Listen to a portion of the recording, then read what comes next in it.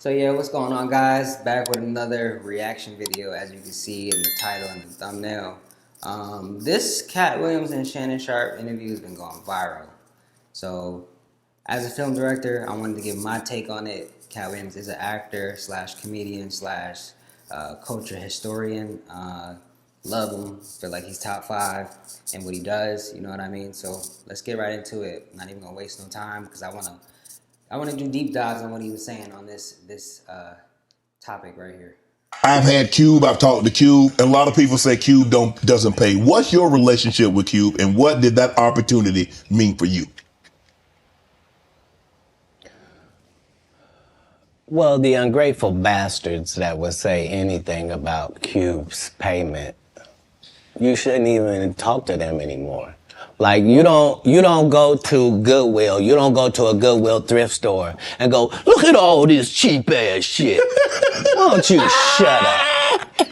Why don't you shut up? You could have went to Hermes. Why you didn't go to Balenciaga? Why you didn't get a bowl of the Balmain? You want to have that conversation? Right. What you mean the independent black dude who's filming it partly out of his fucking pocket? What you mean he didn't pay you enough? They weirdos. Weirdos that felt like they earned the opportunity because they were big. No, yeah. I understood. That ain't no $200 million movie. Well, I mean, how much did you expect you was gonna make? Well, I made enough to get them teeth fixed just like you did. Yeah. So it was no harm, no foul. I knew that I was gonna go from there. And right now, he's talking about his role in Friday After Next, where he plays Money Mike. Love that Friday. I'm gonna give you my rank, how I rank them from the first to the last. But yeah. And there was no turning back for Katt Williams. Well, here's the thing. I wrote it. What I'm saying if I did it and I did a good job at it, you can thank me. I was involved. Right. I'm not gonna come later on and tell you, I never even read the whole script. So how you know what roles? What? What do you mean you never read the like these guys' whole job is to present something, unfortunately. And I'm just not a presenter. If you ask me a question, I'm just gonna tell you the truth of how it went. Would you be willing to do another Friday? Cube already asked me to write it. I was supposed to have been. If they do another Friday, I just want to say that'd be dope, but it'll be hard to beat such classic movies. Like, you don't want to mess up your franchise with like a miss. You know, you've been hit, and then miss. You know, so like I think that they gotta be very careful on the story that they want to tell with the next Friday, because there's a lot of people that are going to be missing. And I watched the whole interview, so he talks about it. But this particular clip is about filmmaking and how Ice Cube gave him an opportunity, and a lot of like-minded individuals and a lot of like-minded individuals like Katt. And Katt flourished in that, you know? So you never know what somebody is capable of doing until you give them the opportunity to show themselves. And I feel like Ice Cube, he's a great, visionary. He has Cube Vision. That's his production company. I take a lot of inspiration from what he does when he puts out movies and has his hands in production, because this is somebody from our culture, from the music industry up until shit. I can't even say it, but you know what I mean? Like, from the music industry up until where he's at now, he's paved the way. And I think what he's saying in here is that Katt Williams is saying, you can't shit on a black director that's trying to make a name for himself. Like, he's giving you an opportunity. Go ahead and see what you could do with that opportunity. And a lot of people didn't know that, Ice Cube had all these connections. If you're familiar with his background, his music track record, you know for a fact that Ice Cube was going to fall and land right on his feet. And writing it, this is what these guys are mad about. Like, we lost some great people before this movie could come out regardless. Right. And so, yes, there desperately needs to be one. But we miss John Witherspoon in a way that can't really be quantified, Right. if I'm being honest with you. And the Chris Tucker that we got now is Epstein Island Chris Tucker, not Smokey. Oh, Lord. Yo, hold on. Katt was definitely geeked in this interview. Yeah, I just think that he was very much so feeling himself this day, wanted to clear the air, shoot a couple people while he was clearing the air. It was a whole bunch of smoke in that air, you feel me? Whew. If I didn't know no better, I'd tell you he's the greatest. I don't care what you say. To be confident and not delusional is a real skill. Most of these confident people we see is really delusional. Well, you don't think they asked Chris Tucker to come back in the second Friday?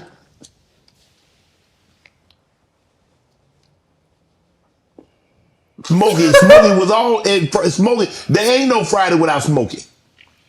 We all agree to that, and there's no next Friday without Friday, and there's no Friday after next without Friday. Nah, we talk about the road because you said that they don't. Here's the thing. Okay. Here's the thing. Chris was allowed to make the decision. At the time that this is happening, Katt Williams is known for smoking weed. Willie Nelson is known for smoking weed. Right. Snoop's known for smoking weed, but none of us is really known except Willie. And I'm saying, Chris Tucker didn't want to be the poster child for smoking weed. He don't smoke weed like that. Right. He in the church. He Michael Jackson's best friend. Christmas. Michael Jackson called him Christmas. You ever met a man that gave you a little nickname like that? No. Yo, the fact that they let him get this Christmas bar off is Me crazy. neither. Let me see, we still recording, hold on. Yeah, we still filming. Okay. Oh, shit. Must be the greatest. Man, I ain't gonna be able to get nobody back. I ain't gonna be able to get no more comedians. They all coming. No, they ain't. Are you kidding? Nah. Hey, I A good promise thing you. I done got all the rest of them. I done got the ones. I promise you, everybody trying to double back. You're gonna be having to beat them off with a stick. You gonna let him? They're coming. Much as. Yo, Katt is an idiot, bro. You have to love him because he's literally himself. Like, he's dead ass himself. So, yeah. I think if you know Katt from, like, Wild 'N Out, The Boondocks, you know that he adds flavor into anything that he does. But this is him. Like, he's been in the culture for so long to where it's, like, respected. Like, bro could say anything and it'd be like, you got that. Respect. You know, so that's The truth of the matter is, the Money Mike in the original script got raped in the bathroom, and that's what Ricky Smiley was okay with. Katt Williams had to take the risk in front of the studios and the cast and our powers that be in his very first movie and say respectfully, humbly, guys, if we're talking about anything else, I have no credibility and I have no pull. But we're talking about comedy, Right. where I have all the credibility and all the pull. The problem with Friday After Next is we're trying to make a classic comedy. And this comedy involves a rape. And rape is never funny, no matter who it happens to or what the circumstances are. If you would allow me to allow us to do this movie without a black man getting raped in it, I promise you that it will be twice as funny as it would be with him getting raped. So considering that's the real story, why would you bring up that story? 35 members of the cast and crew have never brought up that Ricky Smiley was gonna play Money Mike. No one ever saw me put on a Santa Claus suit. We got a wardrobe department. They made a Santa Claus suit for me. Why that wasn't in the bloopers? Why? And here's the other thing. Everything that Money Mike said, Katt Williams wrote. So what Ricky Smiley say on his? You can't say my lines, I wrote them. That's how I already know that I'm gonna be funnier than you. What he told everybody was, Katt Williams, don't nobody know who he is. I'm on the radio. I'm with Steven Said. Everybody know me. That's what he told everybody that would listen to on the set. That's the truth of the matter. He was so egregious, not now, then. He was so egregious that, and Hollywood has never heard this in 100 years. He was so egregious, I put in my contract that I won't work with Ricky Smiley again unless he's in a dress. Now, what was Ricky Smiley's next movie? Was it First Sunday? Did he wear a dress in it? You bet he did. It's in my contract. Why would you put that in your contract, Katt? How do you influence somebody else's role before they get the role? Just let that sink in. Katt had a lot of pull to say, hey, if you want me for my next movie and we playing the same role, and me and him are in the same production, he gotta put a dress on. He is clowning the shit out of Ricky Smiley. And I remember early on, I was very in awe with how Tyler Perry was rolling out his stuff. You know, Madea was a very big name and still is in the culture and in my household, down to the plays, you name it. But it was always said, if you were to get that big, would you put a dress on, right? And back then I said, it's acting, you're method acting, you're kind of it's entertainment. But when you take them clothes off and you watch yourself on screen, play this actor, or now you're an actress, are you comfortable with yourself? Because if you are, then that's okay. That's for you. But certain people aren't comfortable acting as, something that they're not. And I understand Katt. So I think that, as directors, as creatives, we have to be very careful of the situations that we put ourselves into, because you never know in the future what they might make you look like to yourself. Perception for you is everything in this industry. And you never want it to interfere with your moral compass, sort of. So let's get to it. We're about to be done too. That's where he's a believable actor. Him and Tyler Perry can't play a man to save their life. They play good women, and I believe that the best actor should be in the best role. So that's why, because when we released that clip and he said that, you responded because he said he was supposed to play Money Mike and you were supposed to play Santa Claus. An outright lie. So that he knows. I'll be honest, I can't see Ricky Smiley playing fucking Money Mike. You not talking to Giselle. You not bagging him. Sorry, Ricky. Sorry, bro. It's not you. And he knows it's a lie. So why would he say it? Because he's a liar. Nobody knows why liars lie. Terry Crews also said that you guys had a lot of conversation, that this was your opportunity and you needed to seize this moment. Terry had the benefit of having been in some very high-profile situations already and took L's. He had been in the league, you know what I mean? He had done pro wrestling. He had done a lot of things. He had been televised in some things that hadn't worked. Right. And this was just fortuitous for him. And now what nobody has ever said in the whole industry in 20 years about, the whole Money Mike not getting raped in the bathroom. Right. So I understood going in that there's no reason. I lost for a 5-year period, every single movie that Kevin Hart did was a movie that had been on my desk, that all I had said was, can we take some of this step and fetch it shit out?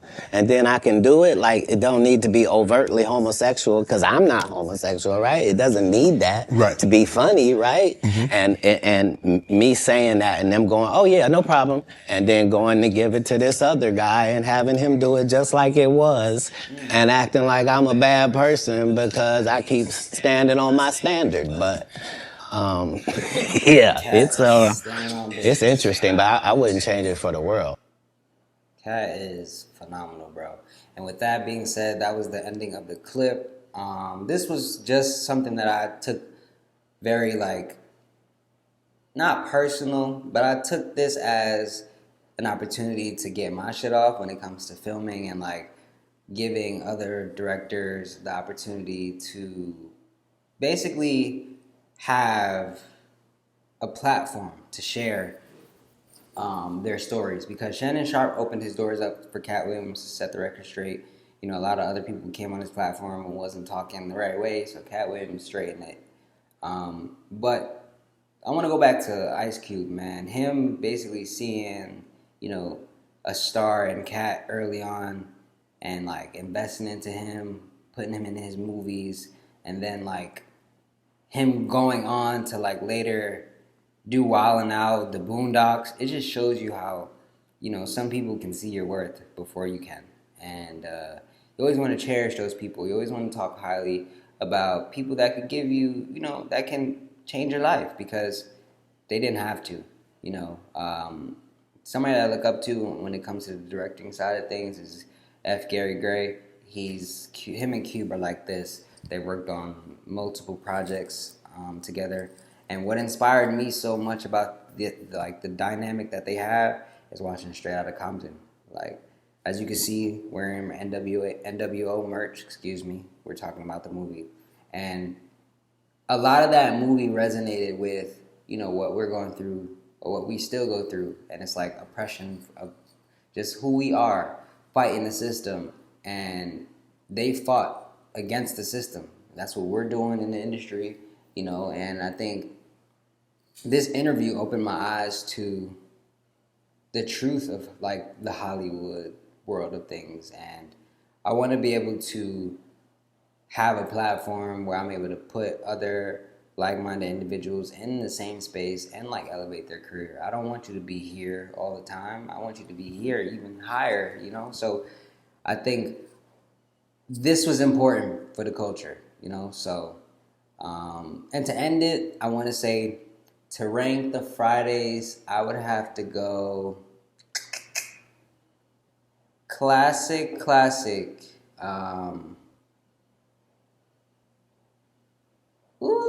might start something. So I'm going to go, it's Friday, then next Friday, then Friday after next, right? So I'm going to go next Friday as my first pick. That was hilarious. Mike Epps is fucking phenomenal in there too. Shout out to you, Mike. Then I'm gonna go the classic Friday, and then the last one after Friday after next. So, but yeah, man, thank you again, guys, for watching this reaction video. Hope that you like, subscribe, and give it a thumbs up. I'm gonna do a lot more. I just been busy doing a lot of other content, so y'all keep it locked. Peace.